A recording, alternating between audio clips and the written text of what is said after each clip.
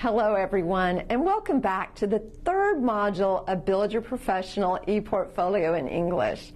Now that we've covered the education part in this lesson, we are going to give you valuable information on how to write the professional experience section of your resume. Just like the education section, your professional experience is also presented as a series of bullet points with your job titles, the organization you work for, and the duration of your employment. In addition, your professional experience section includes a more detailed list with the tasks you've completed while holding your job. The format of this part should look something like this. We are going to talk about how to write each of these parts in this lesson. Let's start by recalling some job title word endings we learned in our first lesson. Does the sentence contain a job title? No, this sentence does not contain a job title.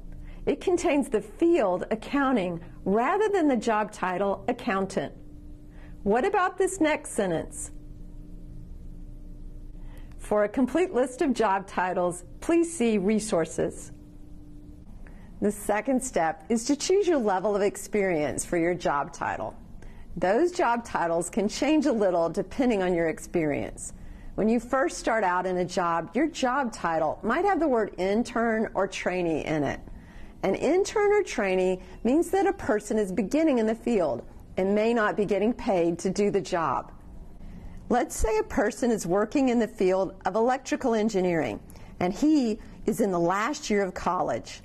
His job title might be electrical engineering intern or electrical engineering trainee, because he is volunteering at a company to gain professional experience. If you're a level above an intern, you can use words such as entry level or junior. They mean that you probably have education but not experience. At this level, your job title will look like entry level software developer or junior software developer. As you get more experience, your job title typically changes, and you might see words such as senior, principal, or lead in your title. Some people work for a company, but they are self-employed. Their job title usually has the words contract or freelance in it, as in contract software developer or freelance software developer. Obviously, job titles change for certain professions like medicine. If you are in the field of medicine, you will need to know some other set of words that describe titles. Here are some titles we use in America for nurses. This may be a little hard, but try and guess which one has the most experience. A student nurse, a registered nurse, a nurse practitioner. If you guessed a nurse practitioner, you're correct. In America, you have to be a registered nurse for several years before you can become a nurse practitioner. Whichever field you're in, applying the level experience to your job titles helps make your work experience be more specific and accurate, and also shows your expertise and understanding of your field. Let's now turn to how we're going to add your specific tasks during your work experience. To write about them, let's use Kate, a senior project manager, as an example, and help her complete her resume. We'll start by adding Kate's accomplishments with action verbs. Starting with an action verb shows what you've completed in a direct and clear way. As a senior project manager, one of Kate's tasks might look like this: managed a team of 10 people. Another way to write about your accomplishments is to show how much impact you had. To do this, we will need to use verbs that indicate change, such as changed, modified, improved, or increased. For Kate, her impactful accomplishment could look like this: increase sales by 5%. At other times, you may have made big changes for the company. You can use verbs like overhauled, reorganized, restructured, revamped, or redesigned. For example, Kate may have completely changed how her team operated to complete projects.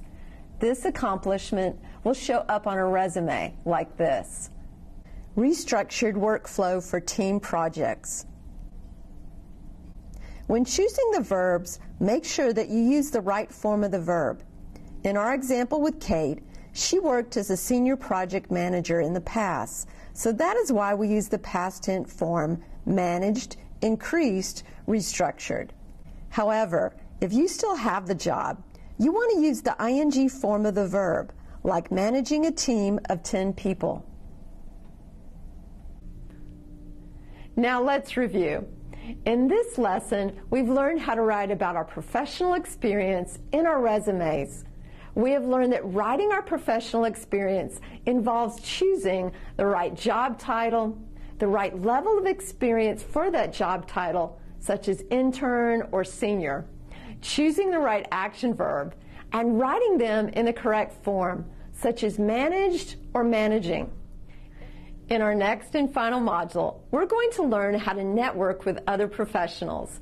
Until then, apply what you've learned from this module to make sure you update your resume and make it look professional. I look forward to seeing your improved resumes. Have a great day.